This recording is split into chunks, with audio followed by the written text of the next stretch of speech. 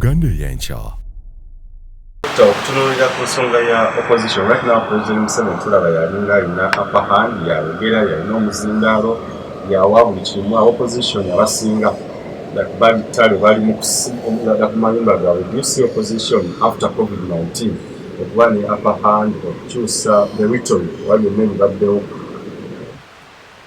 Kugamba kigumu nnyo kiri difficult nnyo kubanga balinga bali mu kisaawa bokka tebaliyo ne banaatandikira abalala bantu teri abamanyi kugamba opposition bino ebintu bikaluba nnyo ate kyovudde olaba mbadde nkugamba nti president ye eyo advantage tayinza kugifiirwa olowooza ayinza kufiirwa eyo advantage eyinza kumuwa akalulu ku silver plate n'agamba nti kanye extending ngoke nkole ki nti opposition opportunity y'okukampenyinga bulungi sikiraba bwe kisoboka n'olwekyo waayo kiri difficult naye byakatonda bwe nkubuulire you can't tell so we predict naye nga you can't tell. Naye nga okwogera ku nsonga waliwo abazze bavaayo okumuvuganya yali musajja we nnyo General Tumukunde yaliko ne Minisita Mulamba Vincent kulama n'abaawo bishafu oba n'abaawo okukyuka kwonna abamu bakitwala nti ekyatumukunde okuvaayo okujja okumwesimbako kano kandiba akazannyo nga oba bulijjo okuteekawo abantu be bajje bavuganye like Dr. ekintu kino gwokipassive what is it just a game oba ekyatumukunde okuvugana ne Museveni sikazannya n'akati. Tumukunde oyo nze kyemanyi bwe yali anoonyeza Museveni akalulu mu 2000 obwa Besigye bwe yeesimbawo 2001 Tumukunde yali nga ye main anoonyeza Museveni akalulu 2001 yeetoolola mu nsi eno yonna tewali watatuuka era bamumanyi kubanga yalina poliisi yalina kifoosi ye yali yamaanyi oluusi n'abantu nga babakuba bubi nnyo bijjaawo bwe butyo naye nze ndowooza Tumukunde yali anoonyeza Museveni akalulu ng'alowooza nti amaliriza tajja kweyongerayo tokiraba kubanga baali bagize term limit debate ya term limit yali temaki constitution yali ekyaliwo naye kuviira ddala President Museveni bwe yajjako term limit eyeyongerayo yenne Tumukunde bafallinga out okimanyi omanyi nti bafallinga out sijja kwogera bingi kubanga ebyabwe sibimanyi nnyo naye kyemanyi bw'ogenda kubuuliza intelligence ejja kuwa bingi abalala bagamba nti yali amusuubiza nti wayinza kubawo kyengi nayinza kubanga aparticipatinga mu debate eyo naye ne bagamba nti oluvannyuma yagenda kulira mbabazi ne Bukenya naki bwe bagenze mu debate eyo yetaliimu naye nze kyemanyi kuva olwo Museveni ne Tumukunde bayawukana n'amukwata n'amuteeka mu lockup oba ye lockdown Nogera yamuteeka ku katebe Tumukunde n'abonabonerawo ku katebe era abalala bagamba nti n'ebintu bye byonna werefiyo yonna gye yali afunye ne bagitunda Tumukunde n'abonaabona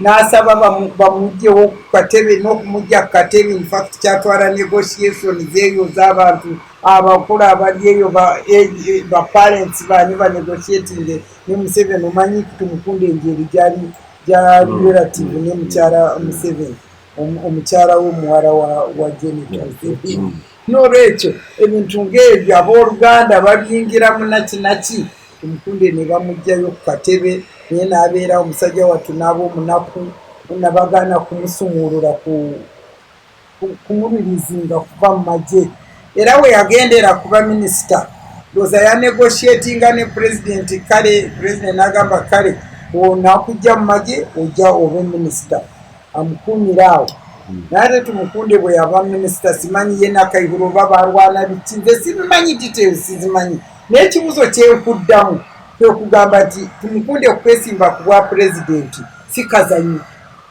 He means it. Akimanyisa kubanga naye okuva olwo ebya Museveni teyabyagala, yabikyawa nga tayagala abeerewo. In fact at one time oba yamobilizinga ne Purukoro, katate Purukoro n'amusala ekikubo n'ebyabwe details, naye ekikulu tekyali ku kazanyo. Naye nze kyansobera President Museveni atya nnyo kubanga ye kugamba ne bweba kapa negamba nti nze ngenda kwesimba ayinza kukwata machine gun akube kapa eyo. Simanyi lwaki agadinga obukulembeze bwe ng'okufa n'okuwona. Ekya President Museveni kubeera mu bwa president akyagala nnyo okufa n'okuwona. N'olwekyo singa badde takyagala bw'ati okufa n'okuwona, siraba lwaki yandirwanyisiza tumukunde kumusiba. Kubanga nga tumukunde bwe yagambye agenda kwesimba, abantu bonna ne bagamba tumukunde alimba oyo kazanyo ize. Babayita kimpozi mu luzungu bakiyita ki? Moro. Moro. Ngono gundi nga ono wamakerere yali wamakerere. Vanessius. Nga Vanessius balyamureba ngono mukazi Chaze. Morini Charya. Abo bali bantu be yali abafrantinze. Kakati ne abantu babadde bagamba ne tumukunde naye ali fronted. N'olwekyo okumuddukirako ku mwaka lunaki tobundi oluusi tekyandibaddewo. Yes, Dr. Chie kyawukanya tumukunde ku mbabazi ku balyamuleba ba Biraro bonna, like rest in peace bonna. Biraro teyali front. Biraro was the best person. In fact nze nali na Biraro by the way.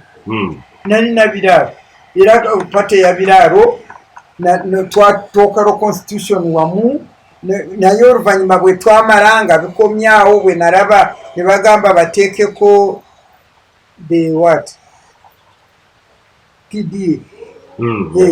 Naraba tuteekeko TDA nengamba Biraro manyi tugende mu TDA tufune muki one candidate, naye ye n'asigala ng'ali yekka kubanga nze nkubuulira Biraro oyo was a man of integrity, yali committed honest man of integrity, yali tayagala ddala President Museveni byakola nga tebiri bituufu. Nze ne Biraro twali tukkiriza wamu nga muntu oyo bw'omulaba nga mugisha muntu.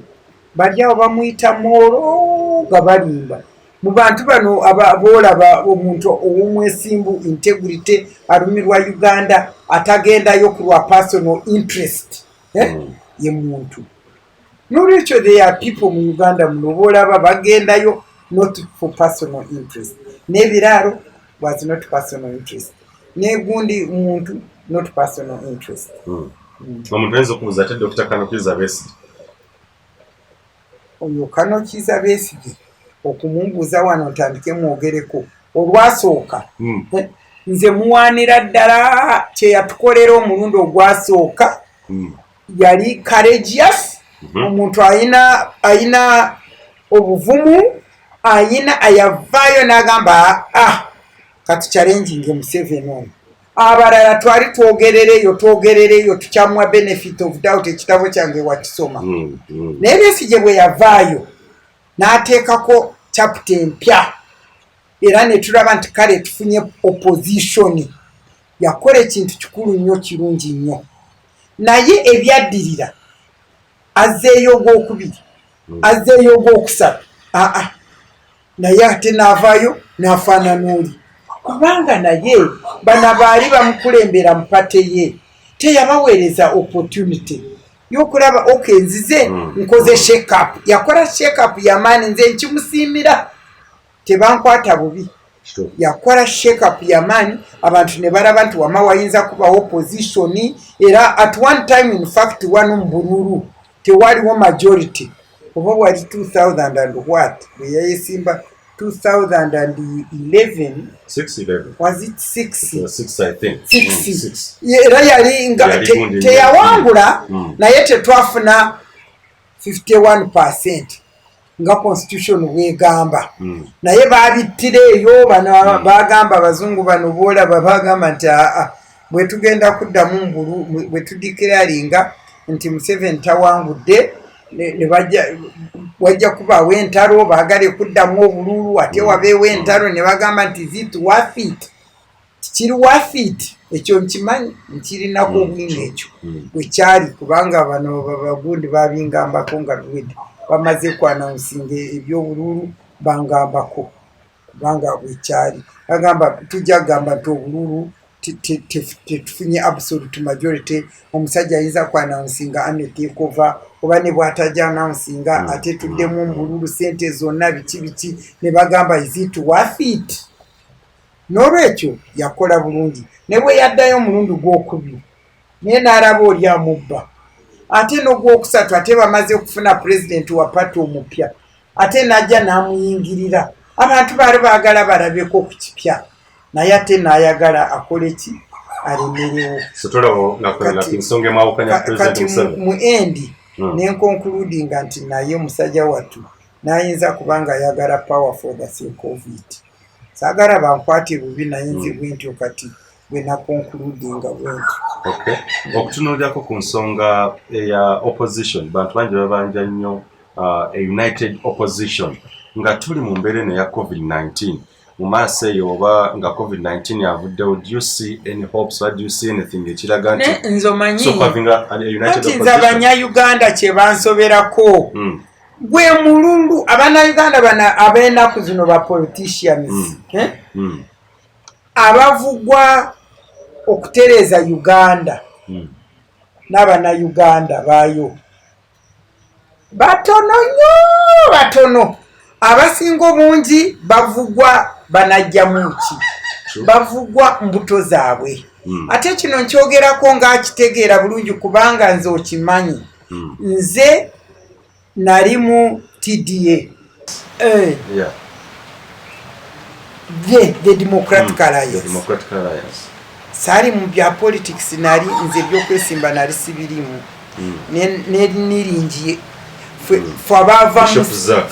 twava mu civil society fa ba making sure nga netugamba bano bannange mujje mwekwate wamu nga gurupu tuba facilitating mwekungane mu discussing munoonye mu muntu omu anayesimba ate mukkirize nti constituency gundi bw'obanga wagenzeyo wa DP owa UPC tagendayo bw'obanga wagenzeyo wa FDC owali tagendayo mwekwate bwe munajja okuwangula ne tutandika zi meetings ezo nomanyi meetings ezo ekyasinga okuzitta ye FDC ne Besigye kubanga bo as far as they are concerned candidate yalina okuba omu ate yalina okubaani Besigye ebintu nzawo we bantamiraawo kubanga twali twakatandika okuteesa tuli awo mu bugorobyawo twali mu hoteeri tuli waggulu tuteesa twali tetunalonda anybody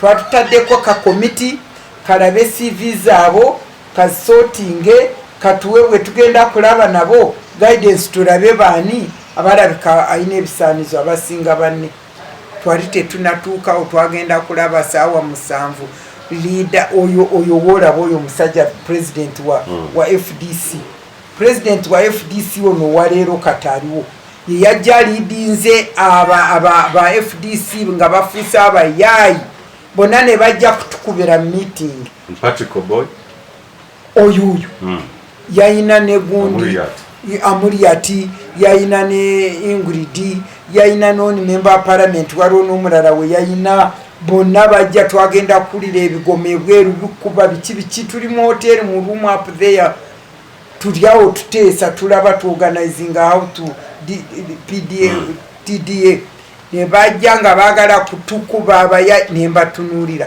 nengamba bannange kati tuli wano twagala kutereeza kati FDC ngeze nga bagamba nti ffe twagala kuteekako omulala atali Besigye ne tugamba mwakijjewo tetunakyogera na kukyogera naye okuva olwo ne babiremesa niye nkulabira Besigye ne Nandala engeri gye banyomamu muntu baali bamwisamu ng'atali muntu ate nga ye president wa party ekiseera ekyo ye yali president wa party naye bamunyooma bamwisamu ng'atalina amagezi nga naye ngamba nti bano era nze byagenda kutuuka down the road nembaviira era ne mukama nangamba baviire nasoma bayibuli yange mukama nangamba bo baviire tebalina gye batwala eggwanga n'olwekyo Abanayuganda bano abaagala kwekuŋŋaana kujjako nga bano abaagala kwekuŋŋaana ifu buli omu yenna ku bo bw'aba ali ready kugamba nti ne bw'atabanze tugende buli omu yenna ku bo bw'aba ali ready kugamba nti ne bw'atabanze tulonde omulala awo bwe kiyinza kusoboka naye batono nze ndowooza kubana abaliwo muntu oyo ye muntu ne bw'aba tabaye ne mujja kulonda nkumulondemu omuntu ne mugamba nti muntu gwe tetukulonze ye tafaayo oyo ye mumanyi bulungi bwe bagamba tetukulonze tafaayo katugambe nti nekyagulanyi mwali oyo sinamanya naye ndowooza naye bwe baba bakkiriza nti tetumulonze naye ayinza kugamba nti kale it's all right bwe ntyo bwe ndowooza naye owendishuwa naye ye muntu kubanga ye kimuvuga is not his personal pocket, is not his personal power. Ekimuvuga kwe kutereeza Uganda. Ekyo kimanyi bulungi. Abantu bangi bakuba nnyo ebituli mu TDA emikago egyo egyalo nga tugenda mu kalulu ka 2016. Abamu ne batunya nnyo personalities ne bagamba nti ba Gilbert Bukenya the right honorable Amama Mbabazi baga nti baneno bo ndala kituufu oyinza okuba Dr. Namwe mwalinga abeeteka kusaidia abantu babuusabuusa ate twayeteeka kubani right honorable Patrick Amama Mbabazi. Those are the people who were there. Kakati omuntu bwajja fe twalite tunalonda twalite tunajja muna wadde ne babiri tugambe tunonye kubano twalite tunabalondamu naye twagamba mwe abaagala kwesimba mwenna lwakite mwekungana fe netubakyalinga and guidance netuba facilitating okulonda mu muntu okiraba. In fact twagala tugambe mwe musooke mwerondemu ugamba twalite tunatandika Mbabazi teriya yamulonda era Mbabazi bwe yayesimba teyesimbawo nga TDA no bya breaking fwe gwe byatutama netubivaako twagenda kubalaba teri bona especially aba FDC nga bali balaba nti beno yetani yaffe twerondemu naye nenandala ne Besigye nga gabalyawo balemeddewo netubiraba nze nasooka kuva eze nagamba gundi nagamba najja wano ekiro nensaba Mukama nandaga ti bino biveemu temuli bali basuspectinga ki bamukuba nnyo ebituli kati lakorede yakomawo ddewa Amama Mbabazi njagala kukinyonyola bampulidde bonna wano. Amama Mbabazi tavangako mu NRM party. Amama Mbabazi teyava mu NRM party. Amama Mbabazi nga lawyer nga amanyi constitution ya Uganda bwegamba egamba nti buli muntu yenna ayina ebisaanize ayina obuyinza kwesimba kuki bwa president. Kakati ye yali ayagala ayitire mu party ye naye ku luno bamulonde. Olugambo lutugamba nti muzeeyi yali amusuubiza nti bwaligenda kuvaawo alimuteekako nti yaddako olugambo sigamba nti kyali kiriko included be bakimanyi byawulira kituufu. Kakati muzeeyi n'amwefuulira kubanga muzeeyi tayinza kuteeka wamanyi wa family we waabwe nawulira ngu abeewa bagaana edda toteekako oyo tekisoboka. Kakati ne bamwefuulira muzeeyi n'amwefuulira n'amuvuma n'akwata obwana ne bumukuba ne bumuvuma ne bukola ki naye Mbabazi ye n'asirika naye Mbabazi tayasamula akanwa kerumu tayasamye oba kwasamye oba kwesamula kwa covid tayasamyangako kamwa ke tagulangako mumwa gwe n'avuma Museveni oba n'amuchallenginga ye Museveni ye yamuvuma yamuteekerako abamuvuma abamuyisa bubi abakola ki naye Mbabazi ye si karakita ye Mbabazi alina karakita ye eryawo quiet but eri sato eryawo. Kakati bwe yajja mu TDA ng'ayagala agende nga candidate wa TDA. TDA bwe yakola kusinga Mbabazi n'agenda ng'omuntu, yagenda nga independent, era mu bululu bwe temwamulirangako ng'avuma Museveni oba akola ki oba akola ki. N'olwekyo ye omutima gwe gwali gwasigalayo n'omubiri gwe tegwavaayo, kubanga talina pate yonna gye yayingira, yagenda nga independent.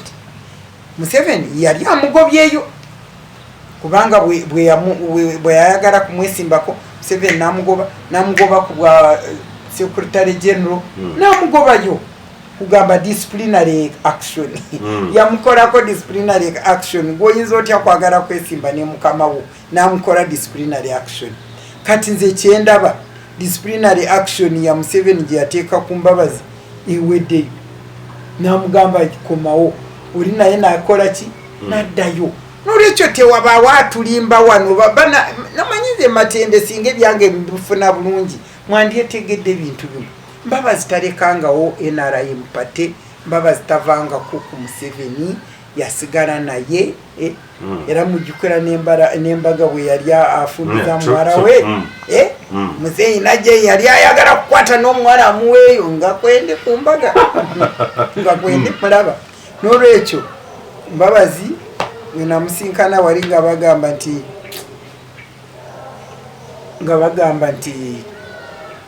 nti azeeyo, twanamusinkana okulonkinga kitabo kya Honorable Chikeeri, ne bangamba nti Mbabazi azeeyo, nengamba nti Mbabazi bagamba oddayo, nantunula naseka. Awo bali tebanamwita kugenda naye Bukenya ye temuli mu kantu musajja watu Bukenya temuli sirabangako omuntu ayinza kwereducinga to nothing. Professor we Nabukenya wabako vice president wa Uganda obe bya politics biganye, lwaki yeswaza najja mu TDA netubeera naye, ate bwe yamala kututolokako ku TDA n'agenda addusa agenze nakumeka nti Muzeeyi ye muntu ng'addayo wa Museveni. Professor ningamba bannange kawukani oyinza otya kwefuula buwe ane nze simanyi oba Museveni abantu abawaaki ekibafuula nga ne benyooma. Very good. Awo nyini Dr. Also trusting omuntu avudde mu National Resistance Movement n'asaledde onaga ati kati ndi wa opposition oyimyako grounds kino ogamba nti you can trust that person avudde mu NRM najja nadda ku opposition aga nti naye ayagala kuvuganya President Museveni. Abantu batendinga nnyo butabawa nnyo attention mu NRM party. Omuntu ng'avudde wa President Museveni ng'akoze ne President Museveni ngagawe tulabiba General Mugisha muntu ba Dr. Kanukiza Besigye batu mukundi bani bonna ne basala eddiyo ne bagala bazze ku opposition. Nze ndowooza bwe bagamba nti bwe bagenda ku opposition baba balimba, nze ndowooza ekyo si kituufu kuba kidipendinga ku muntu na objectives ze ne intention ze. Katugambe kakati undaba kati bwengenda nenesimbawo banagamba nti Matemba tulimba ayina Museveni, waliwo bwe babyogera kubanga driver wange yali angamba bwenjoge nga bagamba nti oyo atulimba, oyo munyankole wa Museveni atulimba nti era afuna n'omusaala kuva mu State House nga babyoge. Era lumu bali omunsi yagenda ku TV nti nze ngenda State House kufuna omusaala. Nze kuva bwe nava ku Museveni siddangayo kufuna anything to do with Museveni. Bwe musingana ku public nga mbuuza nga tubuuzana nga ngenda. Naye kakati ekintu ekizibu kyendaba wano kyenjagala nnyonnyole, Abanayuganda tebategeera enjawulo eriwo wakati y'okuweereza eggwanga n'okuweereza gavumenti.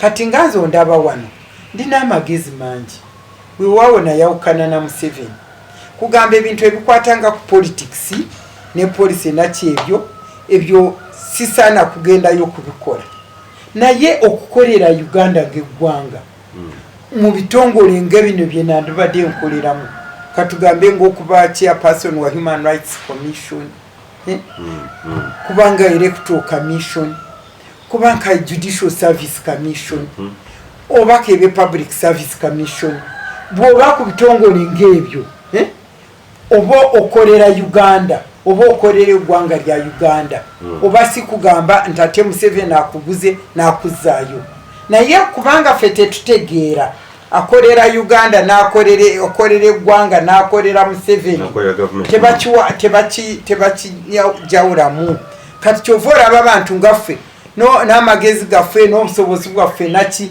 nomala kati nga nze mmaze emyaka yonna 15 banyimiriza nga nkiri mwana muto nga kisobola kuweereza Uganda nga nakatandika kugiweereza naye kubanga bagamba bwe bampa omulimu bajja gamba nti Matembe naye bamuguze kati nengamba anze integrity yange teyinza kunkiriza kundaba nga aguliddwa n'olwekyo ne bwe bampita ne bagumpa era ngugaana kubanga image gyengenda kufuna ejja kulaga nti nkoze eki banguze naye ate kuba kwakuweereza eggwanga so si kuweereza ki President Museveni n'abantu ekyo tebakimanyi naye kugamba bw'ova kubanga nze navaayo ndiwa kati kitegeeza Katonda bwangamba nti Matembe genda weesimba esigenda nenesimba bagamba nti oyo alimba gundi wa Museveni naye waliwo bw'olaba nze kyendaba si kugamba nti ba Museveni kyendaba bannayuganda kye bandibadde batunulira kwe kulaba nti oyo naye amufaanana tajja kuleetawo njawulo okiraba baleme okugamba nti oyo moolo wa Museveni naye balabe nti oyo okusinziira bye tulaba gyavudde ne byakola era akola ki amufaanana kwaka tugambe ng'olese nga Kayihura abeere pulezidenti wa Uganda bino byabadde akola ebyo wabaawo njawulo naye ng'oyita omuntu ayali ame kamanda atalina ibara mukiyita ki sport talina sport yonna nti muntu yali oba akubye muntu yali abbye muntu yali avumye muntu yagenda mu nsiko n'ayagala kufeera eggwanga bamukuba wano essasi omutima ogwo gwonna ne gwagala kuvaamu yali afa bufi bamusuula wali ng'afudde n'abantu ne bamugjawo muntu n'awona muntu najja n'abaame kamanda wa Uganda 9 years muntu tayina muntu mu FDC gye yali tayina any sport kati ng'oyo bw'abaze n'agamba nti azze kwesimba ekyokugamba nti yali mu gavumenti ya Museveni ne NRM ekyo tokyogera ffenna gyetwali at one time buli omu yenna yali ki NRM tetwali movement antiro bwe pate bwe zaakomawo n'olwekyo okugamba nze kye bandibadde balaba sport gye balaba bagamba kati ngamba abaze oyo bwajja bagamba nti oyo talina njawulo ne Museveni ate Mbabazi ne Museveni bali nga sort of oba equal kubanga Museveni Mbabazi wali very very special confidant of Museveni era bwe twateesa ebintu ebyamaanyi ng'ebyo ebyokujjako term limit ebyokujjako term limit tetwabiteesa mu cabinet babitugaana naye mu cabinet bwe twateesanga katugambe nti tugulewo kuza pate tuzigulewo ne tukikkiriza ne tukonkludinga Mbabazi adduka n'agenda wa muzeeyi enkyanga tulaba Museveni atuyise ntabaaye bye mwasazeemu Mbabazi ng'abadde agamba bw'ati ne tu ajuinga Mbabazi n'awangula kino ng'atuyita abaaye Mbabazi ng'agamba bw'ati omanyi Mbabazi lawyer tali very subtle ayina composure yeeyo lisensi eyo ne composure yeeye mutuulawo obwenje bwe kuliko ku gundi ki amagezi ayina amagezi agamala naye nze luli singa bamulonda nti yaba ayitamu nakye nali mbesingako nangamba first of all Mbabazi ono mugezi ebyokukulembera might kubanga otherwise si musulu ekyokubiri nali ndowooza engeri Museveni gye yamuyisa n'aleeta obwana ne muvuma naki nendowooza nti ajja kubanga anyiize ayagale kulaga abanyayuganda nti ono sifaanana naye alwoke akole ki akole ebigira ebiwakana oli bye yakola nani ndowooza nti bw'ayitamu oba oliawo ebyo binaakola naye okwo kwali kulowooza bulowooza naye kati nga Mbabazi bw'ojjako Museveni oteekako Mbabazi kugamba oba fuwaffe tugamba from flying pan to what to fire kati ekyo kye bandibadde batunuulira baleme okugamba nti awo yawagira Museveni nedda oli wagenda kuviirayo nga genuinira okuvaayo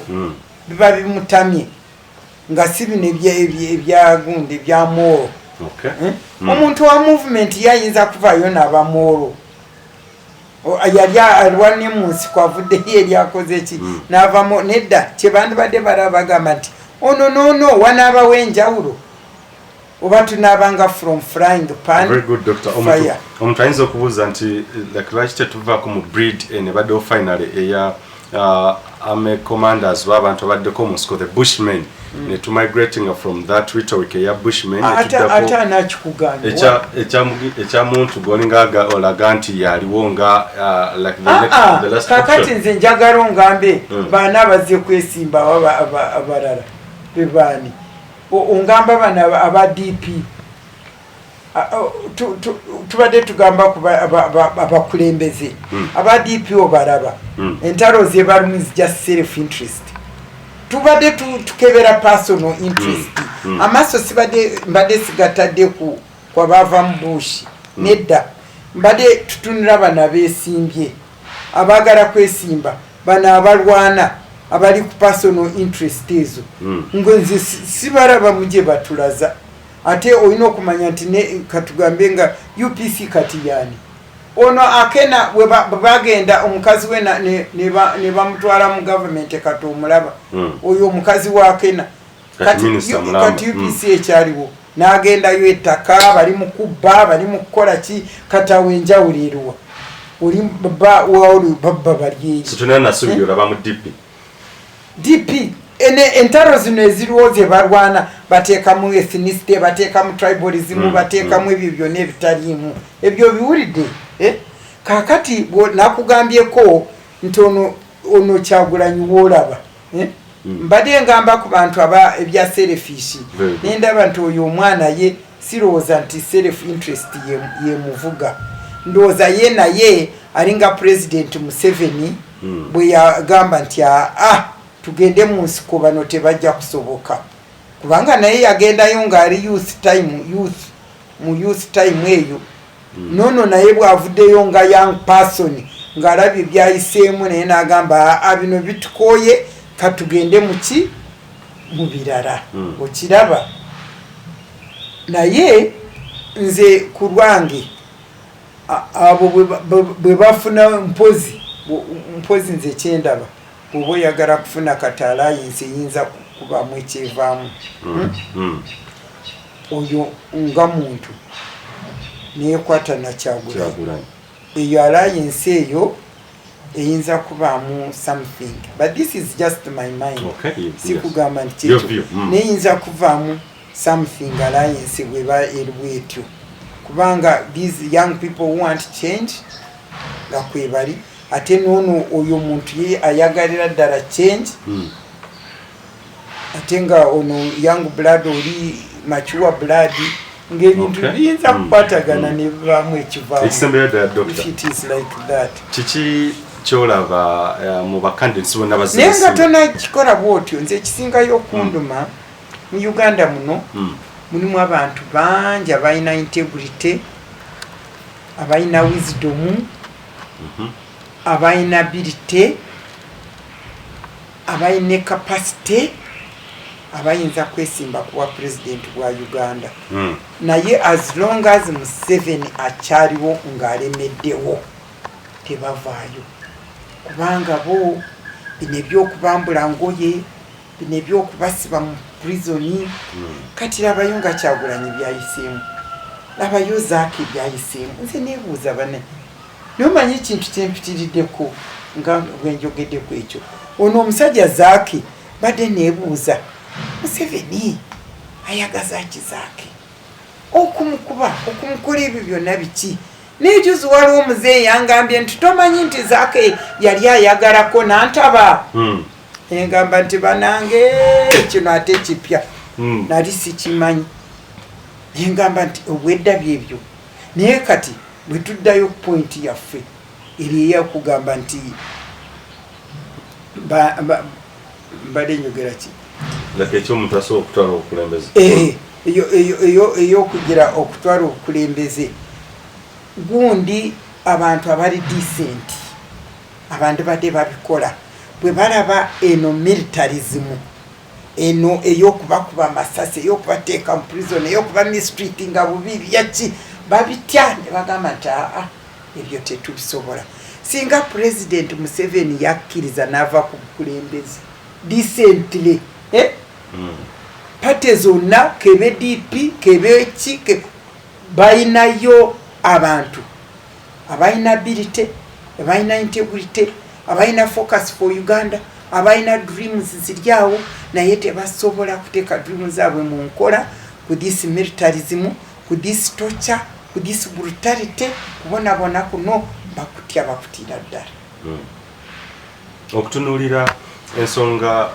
bangi bazze beesimba President Museveni ba Dr. Kanukiza Besigye la list eri endless bangi bo bali bameka abali serious very good kakati abantu balowooza Robert Kyagulanyi Ssentamu gobadde ogyako Bobi Wine ayinza okuba seeming more serious compared to abalala bazze beesimba President Museveni abamu abantu bazze balowooza nti bayinza okuba ne intentions nga ndala nnyo nga oba oli awo nga bafaanana ne President Museveni zakulya n'okulemerawo kiki ekyawula Robert Kyagulanyi Ssentamu nze engeri gye mulabamu first of all omusajja wattu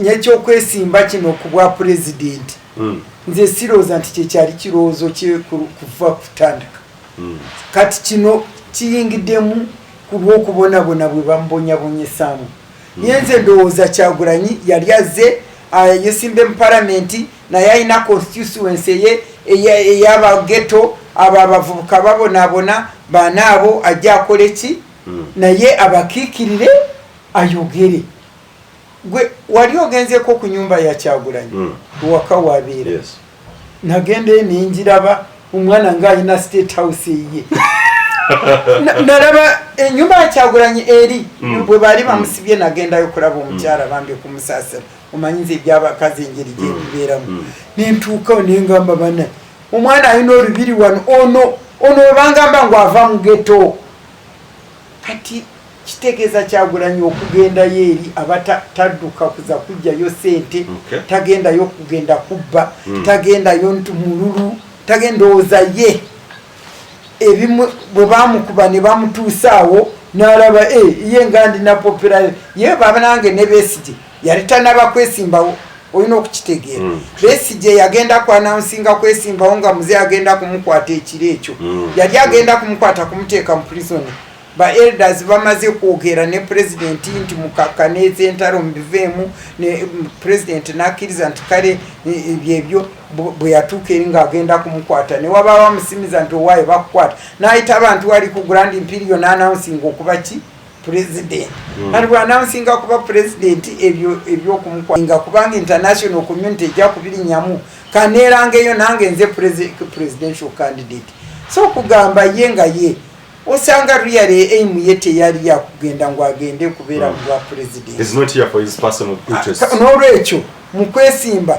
nkunoona kugamba nti anayesimbawo bino by'okunoonya bululu naki it was not kugamba tekiri tavugwa personal interest naye tekirala nze kyendaba president Museveni nga bwe mbadde nkugamba lwaki abalala tebagendayo kati kitegeeza bwe wavaayo dokita wano n'agamba nti agenda kwesimba enkyali mu prison sikulimba business ye ebe ekomyawo bwovaayo wa business nti agenze kwesimba awo business ezze ziba zikomyawo yabba yakola ki bamuteeka mu prison bakola ki kale okirabira ddala buli omu yenna wano asimbula n'agamba nti ayagala kwesimba oyali mu kizibu ky'amaanyi nnyo bamuteeka mu prison kujjako bali abava oba mu DP oba ne UPC kubanga ezo za party zo bazinyooma dda ne balaba teziri popular teziriwo n'okuba naye bw'aba any new personal independent avuddeyo n'obwongo naki teri asobola kwesimbawo nga President Museveni akyaliwo. Eyo prison. Abamu nga mwotale ne Dr. Kanukiza Besigye azayogera nti elections only wobululu bwokuba okulonda kwokka tekusobola kujjako President Museveni. Robert Kyagulanyi Ssentamu akkiriza mu reverse nti yes tusobola okwanga President Museveni mu kalulu and we change this government. Okkiriza Dr. nti nze nkubuulire okujjako President Museveni nga muyita mu kalulu mu environment y'Abanyayuganda kati gye balimu kigumu nnyo kubanga esente zonna zayina kasita akkirira eri abantu bonna babagula ate n'ekirala obululu buli bwe balanga eri si bwe balanga wano. Electoral Commission, as long as Electoral Commission teri independent, si ye yemmalirira nnyo ku bululu. Ne watabaawo tale centers, two types of tale centers, wabaawo tale centers ya NRM, tale center eva mu NRM bwe balanga.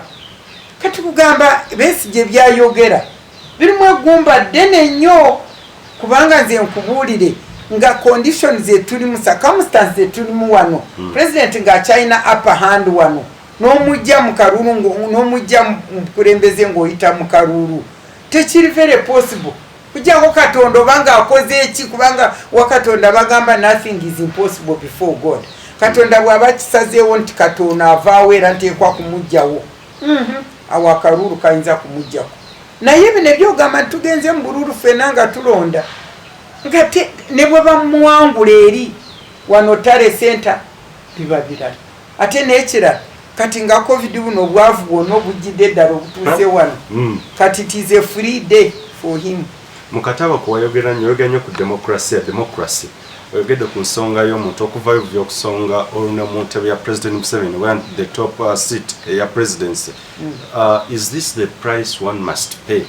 Nti okugenda olina okukubibwa, olina otulugunyizibwa, olina okugenda mu makomera okwachivinga democracy eri real mu ggwanga Uganda. Ate ye byetabiro kyendaba mu Africa bwekityo bwekiri kubanga Africa bwe bali balwana kufuna independence era babasiba babonabona ne balooka ne bafuna independence naye bwe batuuka wano kubanga baali bayigidde ku bali be bajjako enfuga gye bafugamu kati yo mitwe gyabo baali baagala bafune obwetwaze beefuge nga Baafrika nga tebafugwa b'ebweru naye bebafuga Abaafrika kati bayigira ku bali naye bwe batuuka wano bwate dictatorship eyaabwe brutality yaabwe nesinga ki nesinga ku y'Abazungu. Omanyi waliwo akatabo ke nasoma nali mu S4 twasoma akatabo Merchant of Venice Shylock ne Bosani era nali character ndoza bali bampita Graciano kati Graciano yali awagira Bosani kakati Bosani we gundi Shylock bwe yaba defeated kati oli lawyer o Shylock bwe bafuna judge n'amugamba obadde ogenda wagamba ojja kusala kilo y'ennyama tosalako more than kilo ate ne blood tatonya kugamba nga it was impossible bali ne baguka maso kati Graciano yagamba the villainy you teach me I will execute further but I will better the instructions. Nagamba villainy gyonyigiriza nja kujja executinga further naye nze nja kubetalinga ki instructions I'll be worse than you Shylock. Kakati na bano ba colonizers bali babi nnyo naye bana babasikira bwe bayiga bye bali babakola babayigira bwe batuuka wano ne bagamba wa entebe ewooma binayisa ye yakyogera bulungi omanyi bano abantu bagenda ne balwanira entebe nga tebanategeera ntebe bwewooma kati nga Muzeeyi Museveni yava mu nsiko ng'afaanana atya yena musajja watu talina kayina mu nsi muno mwavu yena lyawo lunkupe era mwamulaba n'ebifaananyi ku nyumba ya kitaawo we yali ali kayumba kano k'ettaka kali awo bwe yatuuka wano atudde mu ntebe agenze kulaba era yagenda ng'ayongerayo akanze omukazi wange saagala bamuyite first lady twagenda kulaba first lady ate ayagalira ddala buno obubaaji buno bw'okumuteekako tayagala ki byonna twagenda kulaba byonna bivaayo kugamba bw'atuula mu ntebe waliwo omuzungu mwerabidde yagamba nti power corrupts but absolute power corrupts absolutely kati entebe bwe obwongo bwe bukuyingira mu mutwe n'owomerwa another step ebyokuvaako ng'obivaamu dda kati kyokola kuleeta ab'amasasi ab'emundu bakuleke mu bukulembeze n'olwekyo demokrasi eno eya Africa nze ndowooza kati eggwanga nga Ghana yetuyinza kugamba nti eryo demokrasi erigenda ligikwata amawanga gano agataddeko term limit ago mpola kubanga Omuafrika teri ajja kumujja mu bukulembeze nga tekuli constitutional term limit teri amujjako ng'ayita mu bululu kyova olaba nze nali ndemeddeko ku term limit kubanga n'Abannayuganda bagamba nti ku bino byonna bye tulimu abakulembeze tulina kubateekerako ekikomo kubanga tetusobola kubajjako kubanga balina emmundu balina essente kyekyaleetera Omunyayuganda kuteekako term limit tweyongera ne tuteekako age limit kuva mu history gye twali tuvuddemu n'olwekyo nze kyenva ndinenya sijja gamba sijja kusonyiwa kubanga Katonda atugamba tusonyiwe naye bw'osonyiwa tekitegeeza nti tonenya ndinenya era kutuuka kufa kuva mu nsi muno nga nenya bantu abo abajjako term limit constitution ya Uganda ate bana bajjirako age limit abo bomba nenyera ddala basaanibwa bakubibwa kibooko oba ki kubanga kye batutuuseko kino okukaba kuno kwe tuliko enaku eno gye tuliko emundu amasasi biki byonna byolaba kugamba Bannayuganda kumanya nti boonoonesa emitima gyonna neefa n'abamagye n'abapoliisi kyolaba kino ekikoleva ku bya covid kikuyitirirako kati kugamba omukazi ali wali kukuba atunda nyaanya oba abadde wali ayokya nkoko ne fisheries abantu agyemu obusente okumugamba nti nedda maama vaawo kubanga covid amateeka ga covid gagambye muveewo ekimugaana kukola ekyo kiki mu kifo ky'okukwata buto yonna n'agimuyiwako omukazi najja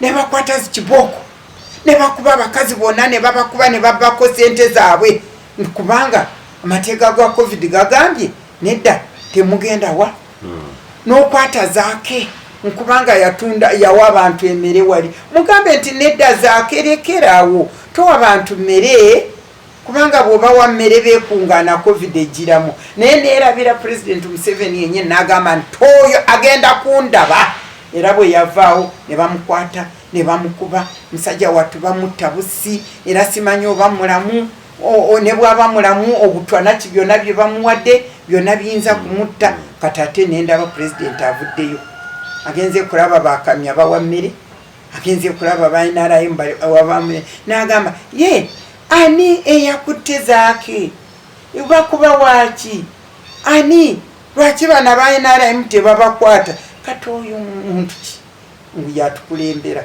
eyo sinnaku yonna yamaanyi olwaleero kino enkya kiri kugamba ekyo kiraga nti obwongo abapoliisi abamagye bonna bafuuse batemu basi kyova olaba bakuba innocent people mu time ya covid ekikugaana kugamba bulungi kiki kugamba abaserikale emitwe gyonna bona bofudde bona bonoonese kujjako Katonda atuwadde omwoyo mutukuvu mu ggwanga muno banange naye kino kyonna abakitutuusizaako abajjako term limit abajjako age limit. Very good, Dr. Kisemero ddala nja kusaba otunule mu kamera oyo njagala oyogere n'abantu ab'enjawulo mu Uganda ey'enkyoba mu next generation w'emirembe egiriddawo abantu okubategeeza Uganda etya gyewandiyagadde okulaba abakulembeze bonna abeegwanyiza ebifo by'obukulembeze biki bibagwanidde okukola okulaba nti Uganda etebenkera etereera eddamu oba edda ku ssaliri buli omuli yeegoma naye kenyini lakweyagala alibeere. Nze abakulembeze benjagala kubanga nze njagala kubuli eggwanga okukulakulana n'okwenjoyinga to develop and be healthy and be good. N'abalirimu ne beeyagaliramu nabo ne baagala Katonda obulamu bwe yabawa. Kyonna kisinziira ku bakulembeze be balina. Kusingira ddala abakulembeze ab'omu politics. Kubamba politics bagiyita ye science of managing society. True. Politics ye kwe kugoverninga no managing resources Katonda ze yabawa ne sente n'ozikungana n'ebintu byonna n'okola plani y'okulaba abantu enjeri gye banarwaninga eggwanga lyabwe gye banalitwala. Politics n'olwekyo eggwanga kuba lirungi nga bwe tulyagala lyeyagaza likulakulanye namwe mulyegaliramu muri herefe muri bulungi muri bagagga muri iko teryatula ku munne ethnicity evuddemu religion difference evuddemu tribalism evuddemu mwena mweyagala mufuse gwanga limu nga bwe mweyagala ne musharinga resources ne musharinga obugagga bwammwe byonna biva ku bakulembeze. N'olwekyo kyenva ngamba njagamba sentence emwe abakulembeze benjagala bebo mu luzungu bakiyita people centered and service oriented. People centered ne service oriented mu Luganda abo abagenze mu kulembeze ku lw'abantu kulw'okulumirwa abantu n'okubakolera. So si bano abali self-centered and power-oriented. Difference ogiraba. Waliwo abana abali nze nfune power ngikozese ku lwange. My oil, my what? Bwe tuyita self-centered and people power-oriented.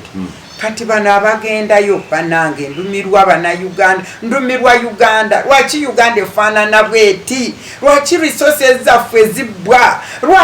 Lwaki tubonabona nga tulina ebintu? Lwaki banange tulina okwekungana? Banange muleke twekungane tukole. Bananze kambaweereze. Nze ngenda kubaweereza buli kiseera alowooza ku Uganda, alowooza Bannayuganda, ebimukwatako ye Uganda. Nga Nyerere, nga President Nyerere bwe yali. President Nyerere yagenda kufanga inaki yikyali kimuluma ffe naffe abaddugavu naffe naye abasinga obungi bwe batuukayo ate bakyuka. Twagala omusajja Mandela ne Nyerere bebojjamu kati mu Africa n'ogamba nti ye bano baali bavugwa omutima gw'eggwanga ne balumirwa abantu ate nga baagala buweereza abalala. President Museveni yabagamba bwati nze oba mulowooza ndi servantu wammwe oba mulowooza mwandonda kubaweereza mwerimba. Nze sibangako muweereza wammwe, nze sibangako servantu wammwe. Nze nava mu nsiko nenerwanira nali ndwanira byange, ndwanira ideas zange, ndwanira birowoozo byange. Si ye yakyogera. Kati omukulembeze ng'oyo Abannayuganda, omukulembeze ng'oyo tasaanibwa atola kubeera mukulembeze kubanga si mukulembeze. Omukulembeze alina okuba nga service. Yesu yagamba nti oba oyagala kuba mukulu kusinga banno b'omuweereza. N'olwekyo njagala kugamba abavubuka bonna bali eyo nabano abakulembeze abaagala obukulembeze. Kiki ekikuvuga kugenda mu bukulembeze? Andubadde ovugwa ekirooto kye tuyita vision y'olabira Abannayuganda. So si tovugwa ambition. Munzikirize nnyonnyole enjawulo eri ku bintu bino. Waliwo ambition. Bakulembeze bangi abasinga obungi bana especially kati ba politicians bonna bali mu Uganda mu parliament ne bonna bavugwa ambition. Ambition kyekyo ekikuvuga ku lw'obulungi bw'okubanga ogenderera okukula okusinga abalala. Okule obe bulungi ebyo bye weetaaga bibe realized osinge abalala. Vision kitegeeza ekyo ekikuvuga ekyoyagala kukolera abalala yenjawulo. Kati Museveni avugwa ambition ne banne bonna boolaba ambition bakompitinga nange mbe mukulu nange mbe bwenti nzijemu ebyange bwe biti. Naye omukulembezi wenna ayinza kujja Africa ne Uganda mu byalimu yoyo avugwa kye tuyita vision. Vision, a dream for the nation, a dream for other people. Ate bw'oba ovugwa dream, you don't have to be in any position. Kati nganze ondaba muzze wano okumbuuza kubanga mu butuufu by the grace of God eddoboozi lyange abana Uganda balyagala. Waliwo ebirungi ebingi bye bibagamba. Nze olunsi mbataafu nange nentabuka naye nakyo ekyo kyetaagisa. Naye naava mu bukulembezi maze guno omwaka gwa 15 ngoli out of active politics. Nga nvudde mu active politics. Naye sibangangako irrelevant. Sibangako irrelevant kubanga ekinvuga ye vision. Vision bambuza by'abakazi, bambuza by'eggwanga, bambuza bya justice, bambuza bya fairness kubanga nze sirina mukyanga. Olaba ennyumba eno gye ndimu ogiraba bwerinkadi. Olaba eka yalanda eno yonna tetugigulanga integrity yagituwa. Omwami wange yali asavinga mu Uganda Breweries wali ng'asavinze with such integrity. Abalala bonna bwe bakola mwenge bagweguza ababba bakola ki ye bwe bagenda kulaba myaka 3 awuddemu n'ennyumba. Omwami wange bagimu aba Brewery nga gift because yali alina integrity ku service. Kati kugamba kyenva ngamba obukulembeze bwetaagira ddala humility and integrity. Kati the biggest quality that we are lacking in this leadership ya Uganda ekibuzeemu nnyo be bakulembeze abali ne humility ne integrity. Very good. Oyabadde Dr. Miriam Matembe. Of course tujja kudda tufune episode 2 ekwata ku her life mu retirement. Ayongera tulambulira obulamu bwa busanze nga ali mu retirement.